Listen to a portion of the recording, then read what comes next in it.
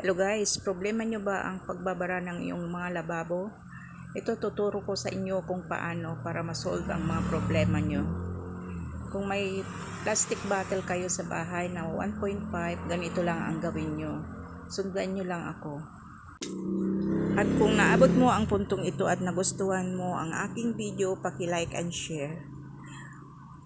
At kung hindi ka pa nakapag-subscribe sa aking video, huwag sanang kalimutang pindutin ang subscribe button. Ito guys, madali lang siyang gawin. Ayan, dito nyo lalagay yung mga tira-tirang pagkain na pinaghugasan nyo para hindi na magbabara ang yung mga lababo. Ayan guys, napakasimple lang, diba? Ayan, tapos lagyan lang natin ng wire na para maisabit natin. Ganyan lang guys. Tapos hindi lang yan, pwede rin yung paglagyan ng panghugas. Ayan yan nyo ilagay. Thank you guys for watching and God bless everyone.